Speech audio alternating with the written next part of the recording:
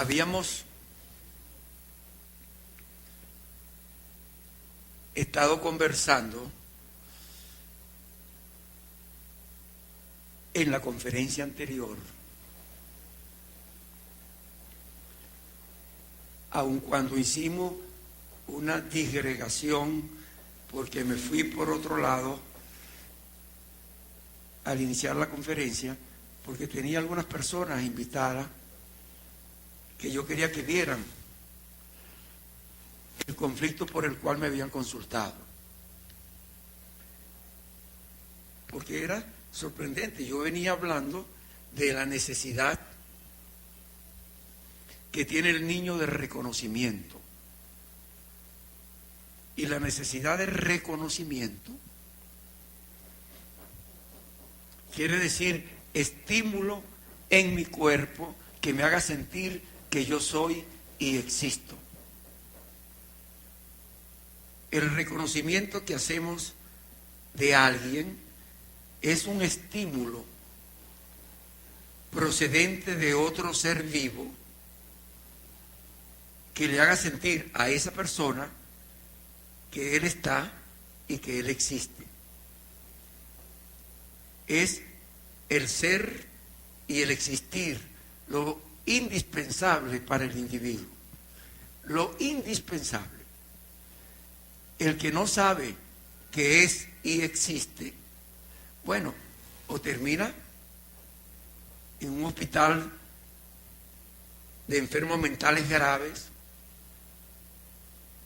con cuadros que pueden llegar a ser incluso de esquizofrenia, o termina en un cuadro depresivo muy grave que lo puede llevar incluso al suicidio o a la desesperación, con una enajenación mental continua, de depresión en depresión, que nunca va a salir del cuadro.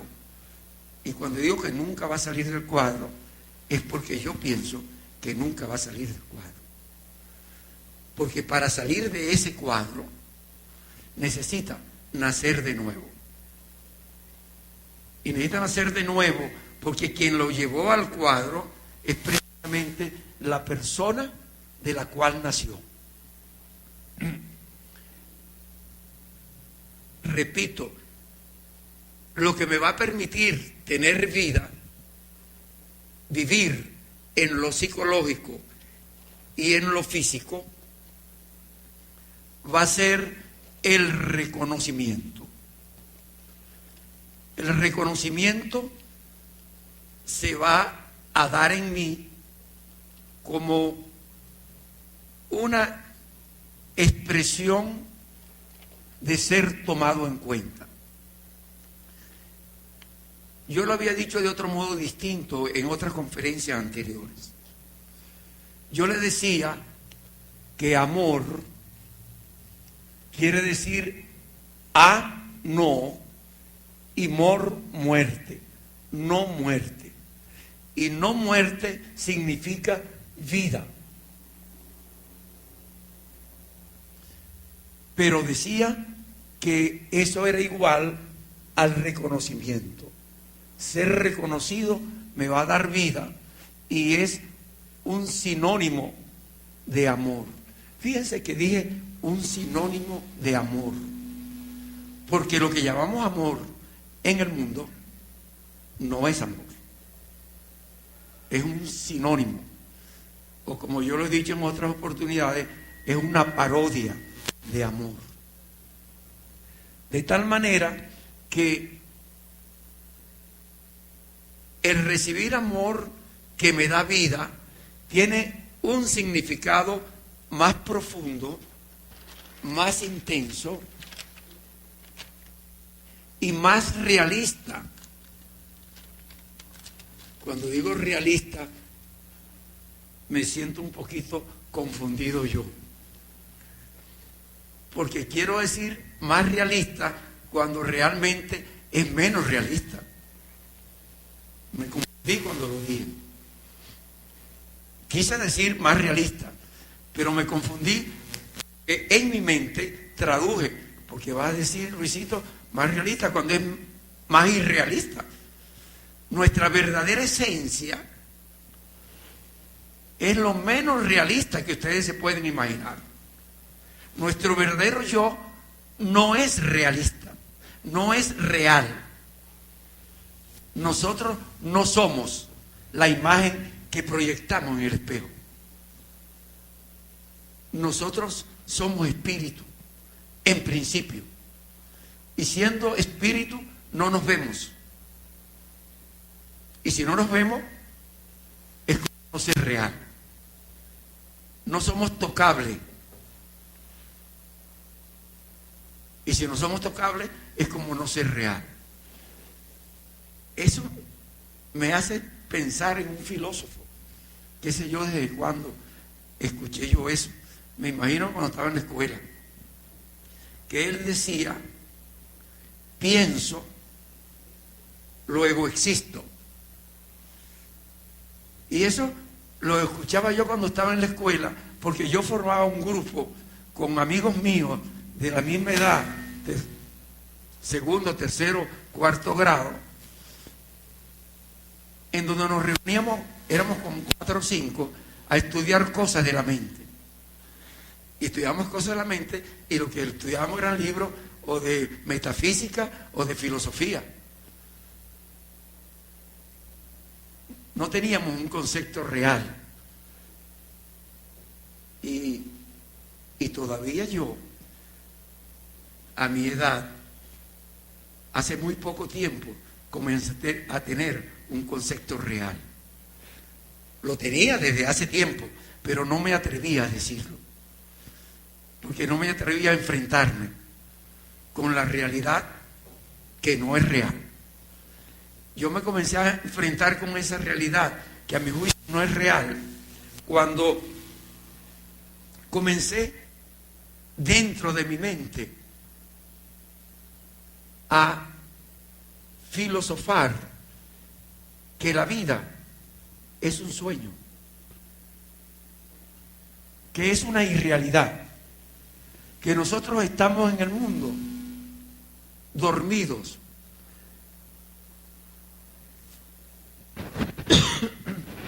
Estamos en el mundo dormidos y en el momento de morir despertamos del sueño, porque vamos a ser quien somos, espíritu, y vamos a ir al mundo espiritual. Esto es un sueño, es un tiempo, es un transcurrir en donde hemos venido con un propósito de vida y que tenemos el grave conflicto de que las personas que debieron afirmarnos, reafirmarnos y proponernos el propósito de vida para el cual Dios nos mandó a este mundo, nos enseñan todo lo contrario. Nos enseñan un mundo de realidades, entre comillas, que es irreal. Es tan irreal que Dios mismo, en su palabra, dice que el que se hace amigo del mundo, se hace enemigo de Dios. Tendríamos que nosotros, los que llevamos palabra de Dios al conocimiento de otras personas, confrontarnos si estamos llevando la palabra de Dios. En realidad, el origen nuestro, este es el esquema inicial que siempre uso, es el modelo espiritual. Y en mi espíritu, Dios sembró sus emociones espirituales. Quiero decir, frutos espirituales. Frutos de gozo, de paz y de amor. Y he venido en las últimas 2 o 3 conferencias recalcando, señalando que esas 3 frutos espirituales, quiero decir, 3 emociones espirituales, así es como yo las llamo. Nos las da Dios para tener en Él una especie de recogimiento cuando en el mundo nos estén psiquitrillando, cuando nos estén en el mundo conflictuando. Como dice nuestro Señor Jesucristo, en el mundo tendrán aflicciones, pero confiad en mí, yo he vencido al mundo. Cuando estamos en esas aflicciones que el mundo nos va a poner, tenemos como una especie, como dicen en mi pueblo, como un jacito. Un jacío llamamos allá cuando está lloviendo, garoando, o está lloviendo muy fuerte y comienza a minorar la lluvia, y entonces hay una llovinita y de golpe se acaba la lluvia y se acabó el agua, y dice, hay un jacío, pero va a seguir lloviendo, apúrense, que va a volver a llover. Entonces un jacito es un tiempo sin la lluvia, un tiempo breve, de qué sé yo, 5, 10, 15, 20 minutos. Cuando tenemos un conflicto en el mundo y nosotros regresamos a nuestro modelo espiritual, tenemos la seguridad por fe, por promesas de Dios, que lo vamos a encontrar siempre cuando lo buscamos conforme a su principio. Y el principio de Él es espiritual, porque Dios es espíritu. Dios es espíritu. Y nos hizo a nosotros en el vientre de nuestra madre, nos hizo a su imagen y semejanza, nos hizo espíritu. Y grabó en nosotros los frutos espirituales de Él, que yo traduzco para mejor comprensión del modelo emocional, emociones del espíritu. Entonces, Dios me hace espíritu, pero me hace a su imagen y semejanza. Él no solamente es espíritu, Él también, dice la palabra de Dios, Él es amor. Dios es amor. Entonces nosotros somos amor. Y cuando nosotros, en la fe de que somos hijos de Dios en Cristo Jesús, por amor, Él me va a recoger siempre. Y si yo lo busco como Él lo dice, ¿cómo lo dice? Para encontrar a Dios hace falta solamente alabarlo, adorarlo y hablar con Él en oración. No hace falta más nada. Eso lo dice la Biblia. Eso tenemos que enseñarlo. Más aún, lo dice con un énfasis tan fuerte, tan grande, como para Dios no existe pasado ni futuro, sino que Él es un eterno presente. Y Él sabía lo que iba a pasar en el mundo. Desde antes de la fundación del mundo. Desde antes de la fundación del mundo, Él nos hizo a nosotros en nuestro espíritu para la alabanza de su gloria. Nosotros fuimos formados espíritu para alabarle, para venerarle, para glorificarle, para amarle. Para eso nos hizo. Ahí está la carta de los Efesios. Léanlo, el primero y el segundo capítulo. Es una riqueza de vida espiritual. Entonces, Él nos dice a nosotros, aunque tu padre y tu madre te abandonen, con todo, yo nunca te abandonaré. Y eso, dicho antes de la fundación del mundo, cuando todavía mi nombrecito ya estaba en su mente, pero no en el libro de bautismo. Estaba en su mente, pero no en el acta de nacimiento. Sorpréndanse, yo nací en el 35.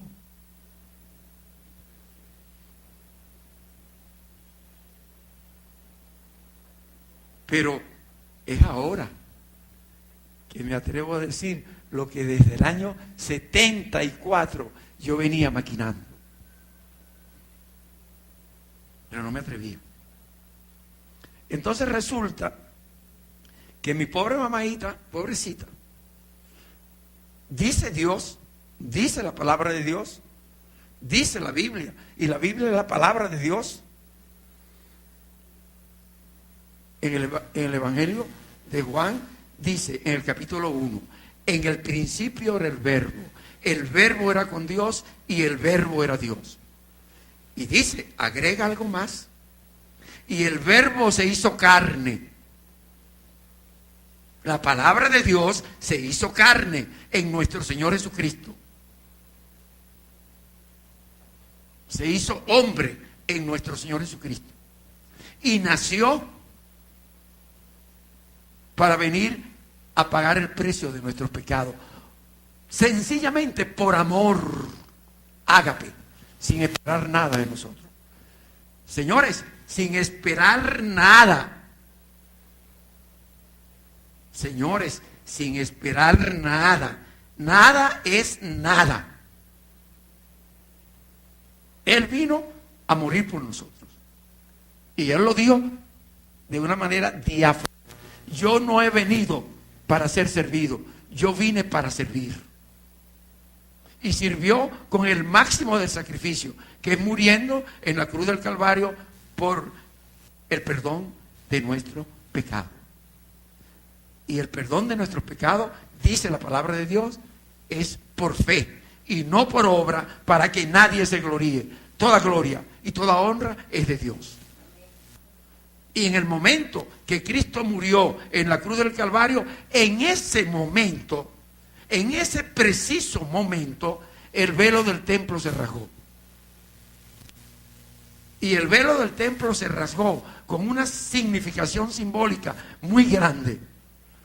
Para entrar a hablar con Dios en el lugar santísimo, había que hacerlo a través del sumo sacerdote,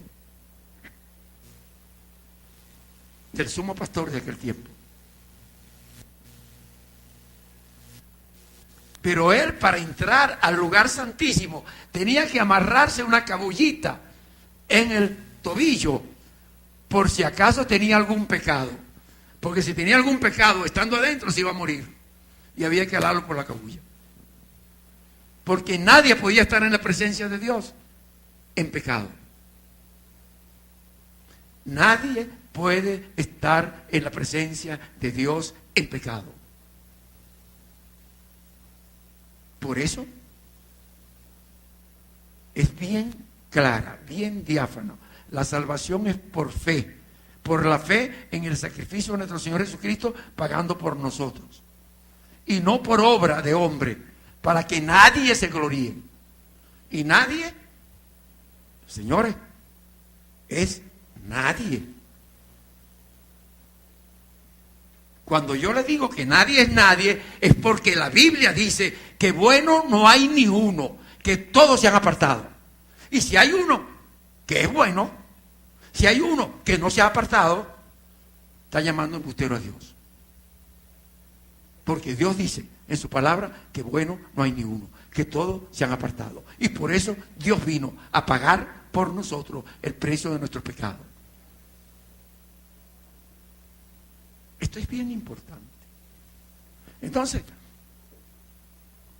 cuando Dios me da estas tres frutos de espíritu, gozo, paz y amor, yo nunca voy a sentir paz. En el mundo no se puede sentir paz si no es en el gozo del Señor. La paz es un don que viene del gozo del Señor. Y el gozo del Señor nunca se siente si no es en la presencia de Él. No existe gozo si no es en la presencia de Dios. Y no hay paz si no viene del gozo del Señor. Pero el Señor, que es gozo, que es paz, Él es amor. Esa es su esencia, amor.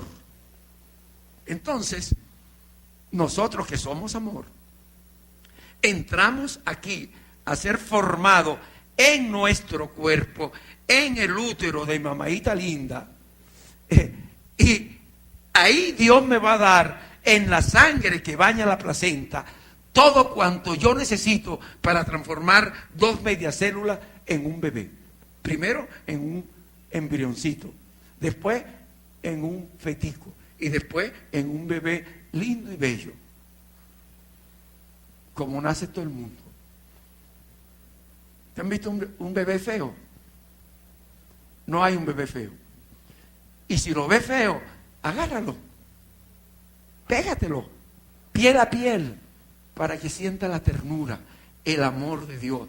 Lo único que sabe hacer un niño al venir al mundo, lo único que sabe es dar amor y recibir amor. Eso es innato de uno. Uno nació siendo amor. Y entonces, cuando uno se pega un bebé de la piel de uno, uno percibe el amor del bebé. Porque el bebé es amor. Y si alguien no lo percibe, yo les recomiendo que se busque un psiquiatra. Porque está loco de pila. Por lo menos, si no está loco, es locógeno. Locógeno quiere decir no que coge loco, sino que lo fabrica. No los encuentra, los fabrica, los hace. Y eso es precisamente lo que yo quiero explicarle hoy. Bueno, no tenía la idea que iba a empezar por ahí. Tenía la idea que iba a empezar por otro lado, pero cambié la lámina para enseñar, porque veo personas nuevas, para enseñar el origen nuestro realmente. Entonces, las otras frutos espirituales, el que exige y que viene en el orden, es la mansedumbre. Digo que sigue en el orden porque es ser manso, no es tener cara de gafo. En el momento que nuestro Señor Jesucristo nos dio el modelo mayor de mansedumbre, ¿ustedes saben con quién nos lo dio? ¿Cómo nos lo dio? Con un fuete en la mano, cayéndole a fuetazo a todo el mundo y volcando la mesa de los cambistas que estaban en el templo, haciendo negocio en el templo, vendiendo y comerciando en el templo. Volteó la mesa, le cayó a fuetazo a todo el mundo, los animalitos salieron corriendo y él dijo: la casa de mi padre es casa de oración y no cueva de ladrones. Eso no lo digo yo, eso lo dijo nuestro Señor Jesucristo con un fuete en la mano. Y en la Biblia dice la purificación del templo. Cuando purificó el templo, sacó a los cambistas de allí. Quisieron apedrearlo, quisieron agarrarlo, y él tranquilamente se fue caminandito y salió del bullicio. Bueno, no lo pudieron agarrar, porque si lo hubieran podido lo hubieran apedreado ahí, pero ¿quién lo agarraba? ¿Quién lo agarraba? Cuando él mismo dijo que nadie le quitaba su vida, que él la ponía de sí mismo y él la volvía a tomar. Nadie me quita mi vida, yo la pongo y yo la tomo, y nadie me la puede quitar. Es Dios, punto. La mansedumbre es sujeción a Dios. La sujeción a Dios es obediencia a la palabra de Dios, es obediencia a la dirección. Me voy a meter en otro lío. Bueno, ya me metí en otras conferencias, porque ya lo dije en otras conferencias. Las personas que fueron designadas por Dios para formar su pueblo, no se sujetaron a Dios. Pero Dios, en su infinita misericordia, los perdonó.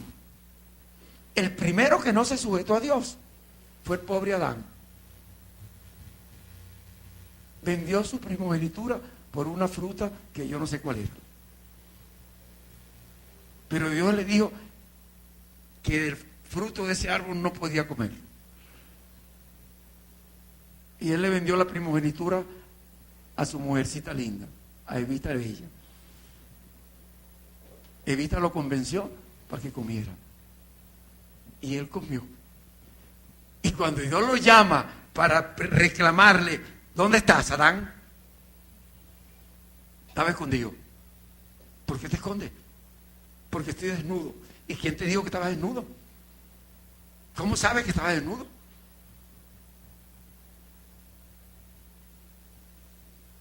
Comiste de la fruta que te dije que no podías comer. Ahí comenzó a conocer. Él conocía antes solamente del bien, porque Dios lo hizo a su imagen y semejanza. No conocía sino el bien. Pero él comió del fruto y comenzó a comer, a conocer del mal. El día que coma de ese fruto, ciertamente morirás. Porque por eso lo llaman la fruta del bien y del mal. No es del bien y del mal, es del mal. El bien se lo sembró Dios a él en su espíritu. Y le dijo, no coma de ese fruto. Porque el día que coma, ciertamente morirás. Y murió. Murió. A veces no lo comprendemos al leer la Biblia. Pero Adán murió. Porque muerte espiritual es separación de Dios. Vida espiritual es cercanía a Dios. Si yo me separo de Dios y Dios separó a Adán de él, estaba en muerte espiritual. La vida espiritual es la cercanía a Dios. Pero Dios lo perdonó. Bueno, digo yo en mi discernimiento, a lo mejor estoy equivocado. Cada quien es responsable de equivocarse o de no equivocarse. Yo pienso que no estoy equivocado. Pero yo pienso que Dios lo perdonó. Porque Dios sacrificó un animal para quitarle la piel y vestirlo con piel de animal, como se vestían los reyes antes. Con la piel.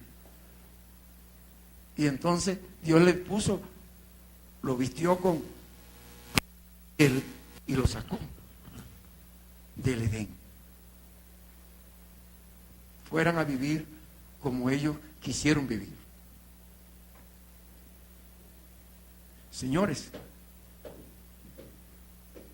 óiganme lo que le estoy diciendo. No sé a quién se lo estoy diciendo, pero por lo menos a una persona se lo estoy diciendo. A dos.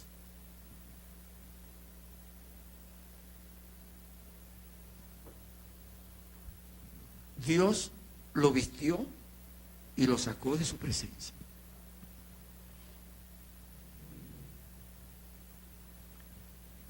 Eso no quiere decir que no le dio protección.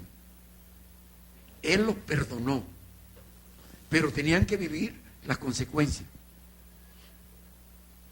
Señores, tengamos la seguridad 100% que cuando uno toma una decisión en función de la palabra de Dios, Dios va a proteger esa decisión. Lo digo porque lo decíamos ayer en un grupo de terapia, que una persona estaba psiquitrillando porque me llamó, yo no lo sabía. Me lo dijo ayer, que ella me conocía de hacía muchísimos años.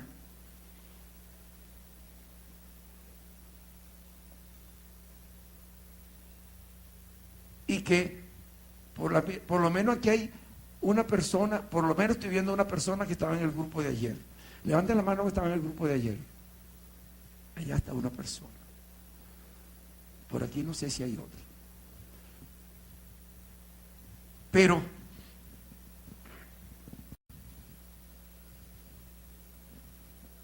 esa persona me dijo ayer que ella me conocía hacía más de 11 años, porque ella me llamó a la radio hace más de 11 años, cuando su muchachita de 13 años salió embarazada y no quería obedecer, no quería sujetarse. Y yo le dije en aquel tiempo,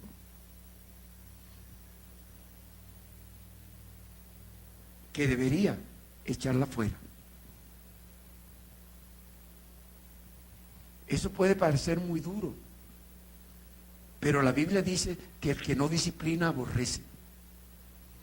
Y dice que el que no usa vara de hierro, y vara de hierro no es cabilla.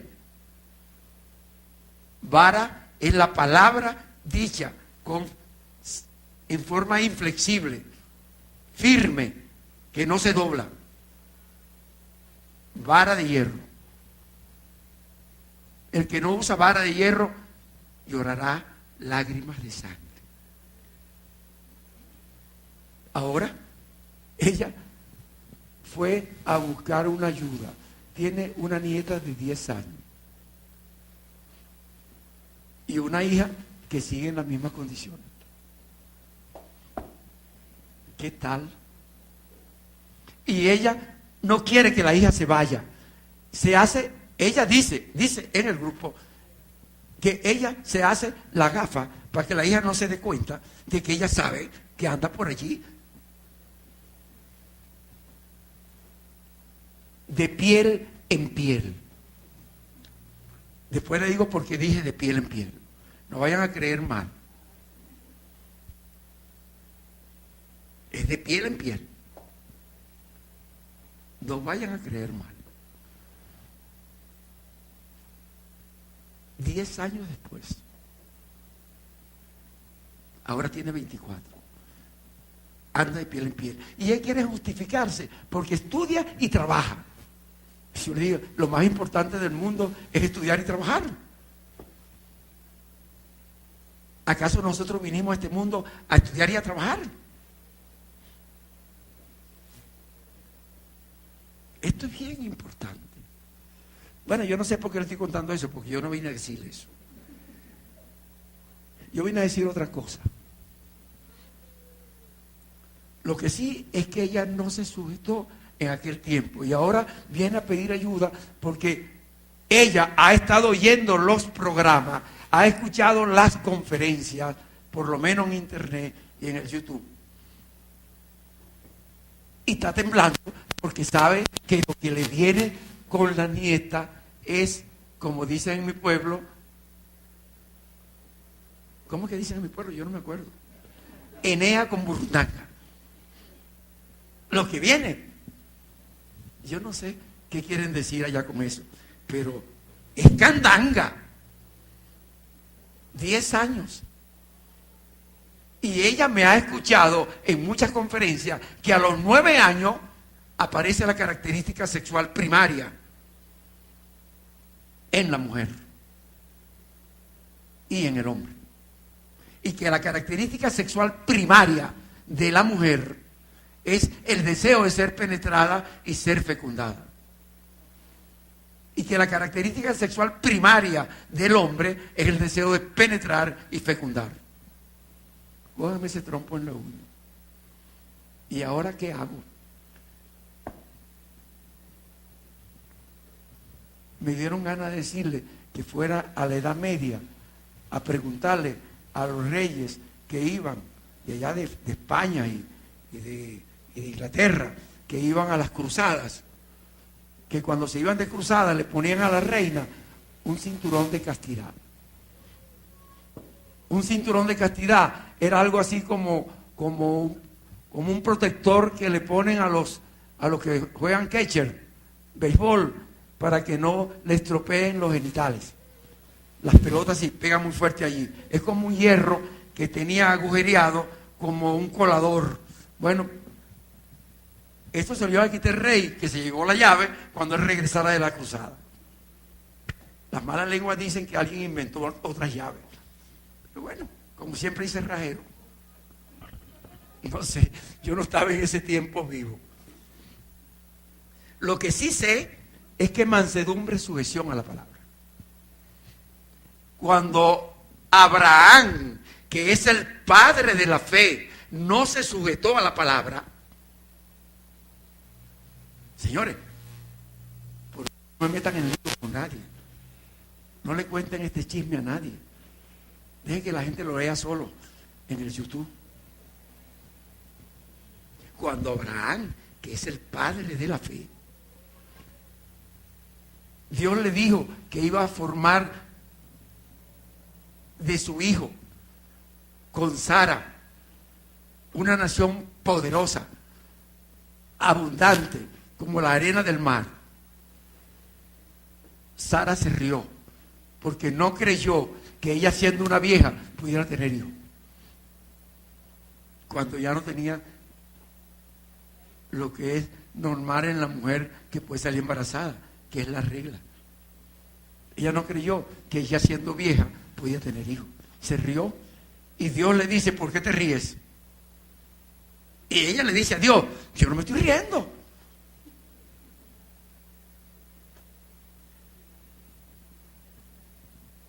Años después,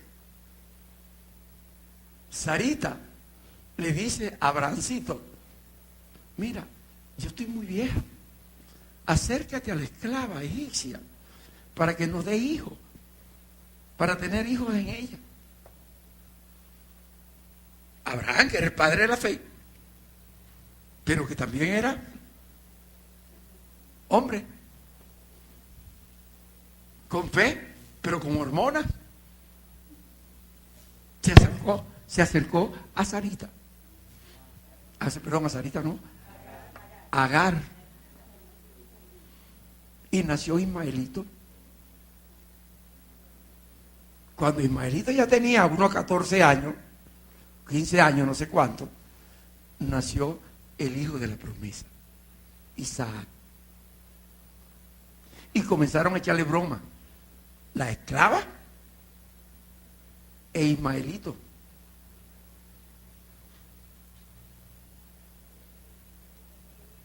Al pobre Isaac.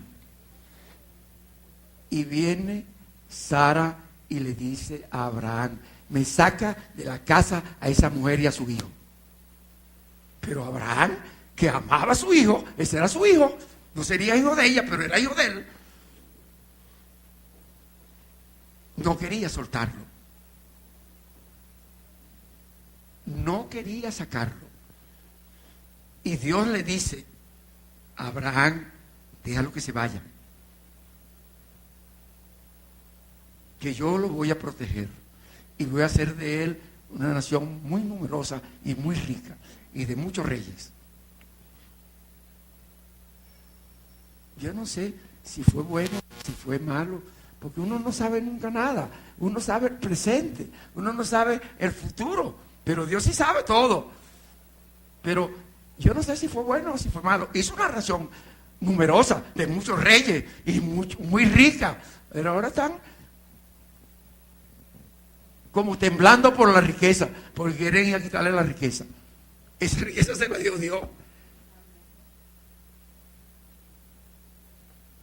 Pero ellos no sabían que Dios le iba a llenar de petróleo el pueblo, la tierra. Ahora están temblando por tener petróleo. ¿Es bueno? ¿Es malo? ¿Quién sabe? Lo que sí sé es que hizo una nación numerosa y muy rica.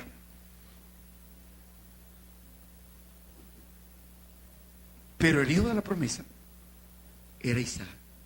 De él era que él iba a ser un pueblo numeroso. El pueblo de Dios, que debió haber llevado la palabra de Dios a todos los pueblos de la tierra, y que no la llevó.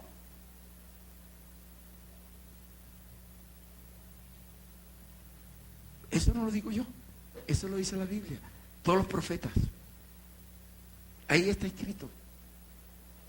Por no llevarla, Dios los mandó de esclavo para Babilonia por 70 años, o 75, no me sé cuánto. De esclavo a Babilonia, porque fornicaron en todo monte alto, Fornicación espiritual. Se acostaron con Baales, adoraron Baales. Dice Jeremías. Lean a Jeremías. Él es el que lo dice, yo no me meto en eso.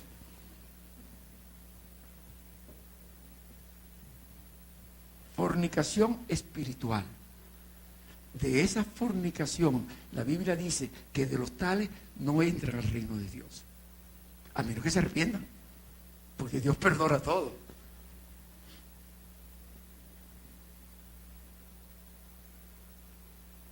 Entonces, ¿por qué le estoy diciendo esto? ¿Por qué estoy echando ese cuento? Porque Dios me hizo a mí, a su imagen y semejanza, espíritu y amor, para que yo viniera al mundo a continuar la obra de Cristo. ¿Cuál es la obra de Cristo? Cristo vino a enseñar el evangelio de las buenas nuevas, el evangelio de salvación, el evangelio de la cruz de Cristo. Y Dios, nuestro Señor Jesucristo, ordenó a todos sus discípulos, y yo soy discípulo de él. El que no quiera creer, que no lo crea, pero yo lo creo. Ese es mi propósito de vida. Él ordenó a todos sus discípulos: llevad a todos los pueblos de la tierra el evangelio de las buenas nuevas, el evangelio de salvación, el evangelio de la cruz de Cristo. Por eso le digo que soy discípulo de él, porque esto va a salir por internet a todos los pueblos de la tierra que hablen español.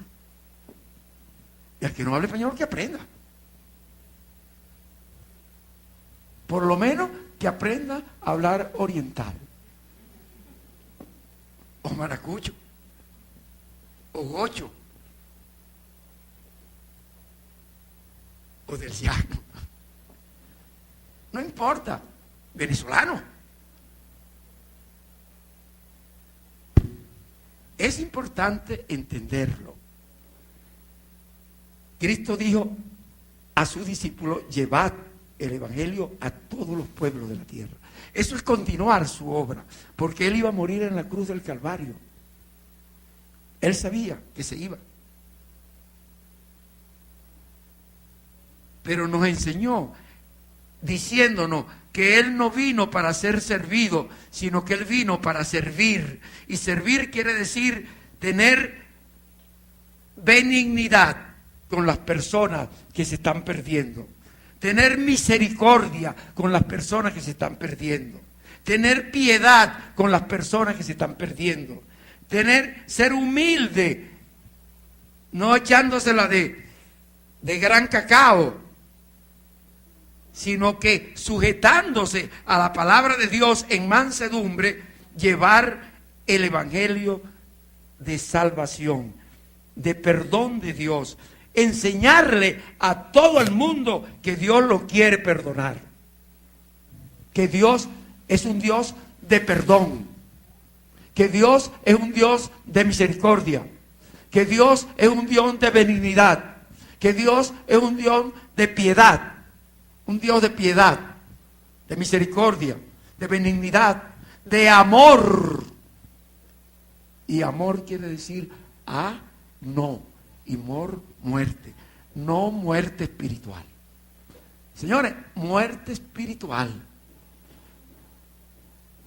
Cuando yo acepto a nuestro Señor Jesucristo como mi Señor, mi Salvador, que murió por mi pecado en la cruz del Calvario, Dios me da potestad. Y potestad quiere decir derecho. Me da derecho de ser hijo de Dios. Potestad de ser hijo de Dios en Cristo Jesús. Y ser hijo de Dios en Cristo Jesús significa que el Espíritu Santo, la tercera persona de la Trinidad Divina, va a ser templo en mi espíritu. Ahora es en mi espíritu que el Espíritu Santo va a ser templo. Y de allí no lo va a sacar nadie. Nadie puede sacar una de sus criaturas de la mano de Dios, porque nadie es más potente que Dios. Dios es omnipotente. Esa es una salvación garantizada por la fe y no por obra, para que nadie se gloríe. Señores, voy a recalcar, no por obra, para que nadie se gloríe. Voy a recalcarlo porque la razón de esta conferencia de hoy era recalcar que no era por obra.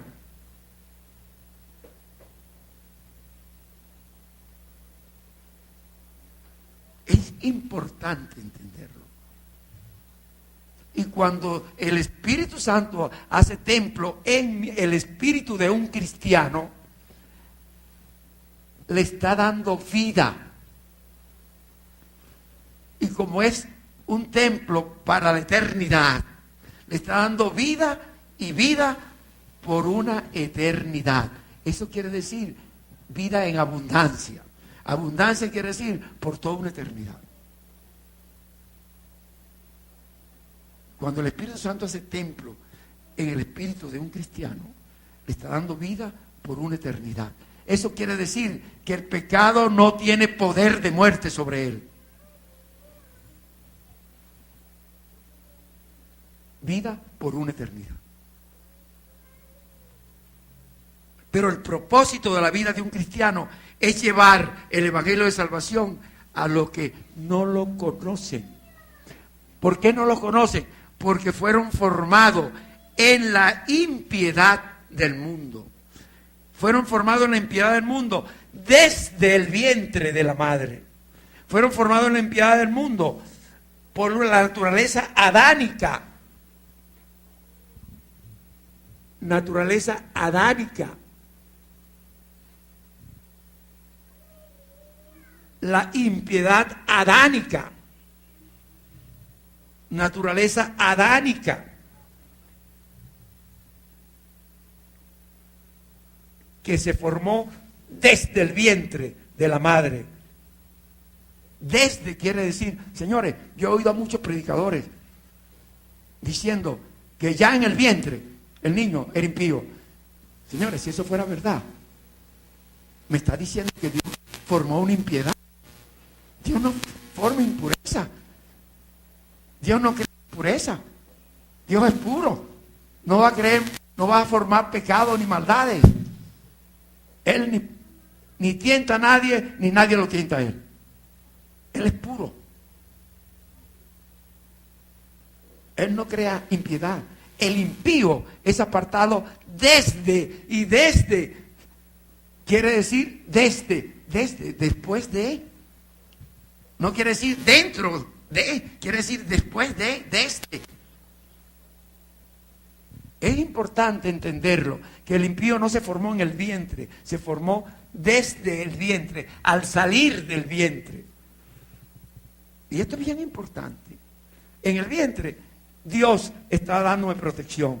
Yo necesito y ya Dios me da. Necesito y Dios me da. Necesito y Dios me da. Necesito y Dios me da. ¿Qué es lo que me da Dios? Todo lo que necesito para formar mi cuerpo. Mi cuerpo. Mi cuerpo, que fue hecho del polvo de la tierra. Óiganme ustedes, señores, que están en la conferencia, y óiganme también los cientificistas que van a oír la conferencia por internet. Que me oigan bien claro. Mi cuerpo fue formado del polvo de la tierra, porque en el polvo de la tierra está el cromo, el potasio, el hierro, el magnesio, el fósforo, el calcio, todos los elementos que dan vida, que se encuentran en el polvo de la tierra, se encuentran diluidos en la sangre que baña la placenta. Y por eso la Biblia dice que en la sangre está la vida. El polvo de la tierra, los elementos que dan vida, que están en el polvo de la tierra, están diluidos en la sangre que baña la placenta. Nosotros fuimos formados del polvo de la tierra. Y al nacer,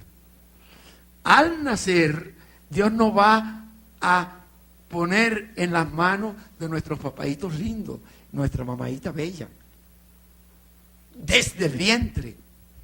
Yo decía en una conferencia anterior, tengo que chequear el reloj para que no venga Willy a decirme se acabó el tiempo.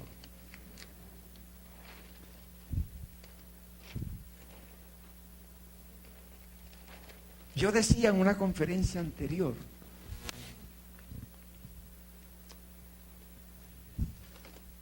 esta tengo que esconderla, no era esa. Esa era de sexualidad. Por eso le escondí tan rápido.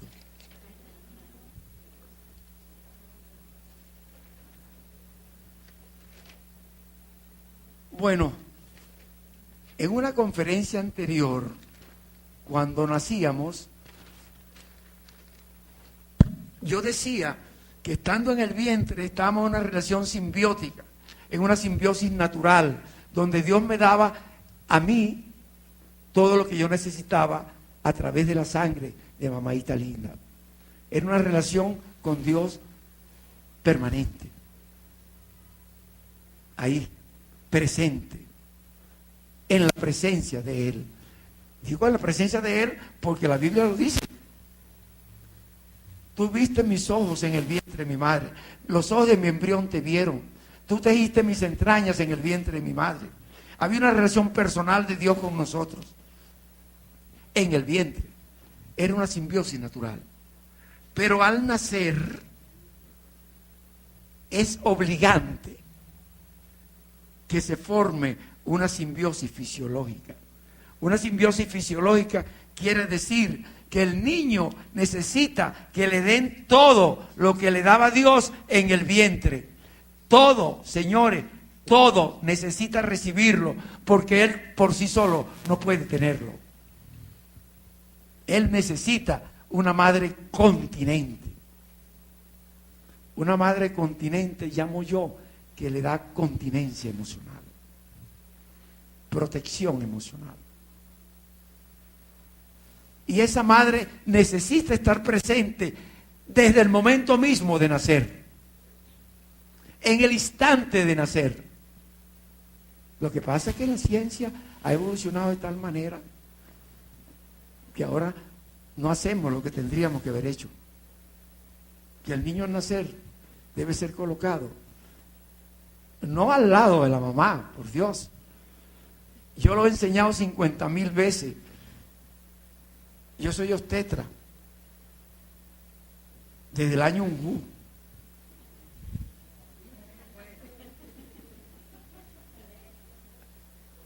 Allá del 62. Todavía no había nacido yo cuando eso. Bueno, yo aprendí, pero lo aprendí de un modo increíble, que nunca lo he contado, nunca lo he dicho. Lo aprendí de una manera increíble. Yo he dicho muchas veces que la mayor alegría que yo he tenido en mi vida fue cuando vi nacer al primer niño. Estaba yo en 5º año de bachillerato, de medicina.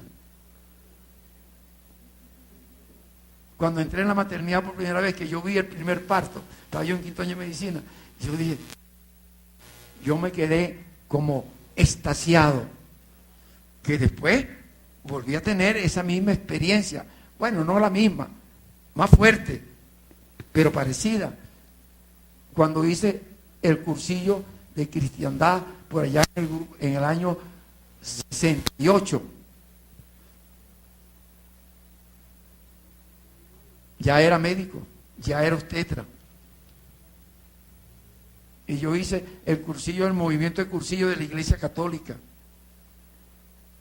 Era católico. Y cuando estuve ahí en la presencia, en la presencia del Santísimo, hay como un altar para el Santísimo. Entonces, allí estaba orando, hablando con el Santísimo, y percibí lo mismo que sentí cuando vi el nacimiento del primer niño. Bueno, no es lo mismo, parecido, pero era algo que me craqueó, que me sacó, y en aquel momento yo estaba tan emocionado que agarré al muchachito, que no debía haber hecho eso, y lo agarré y lo puse sobre el abdomen de la mamá, porque estaba yo muy comprometido emocionalmente. Y puse ese muchachito allí y no se me fuera a caer de la mano. Bueno, además el primer muchachito que sacaba tenía miedo. Y lo puse allí y el muchachito se quedó tranquilito.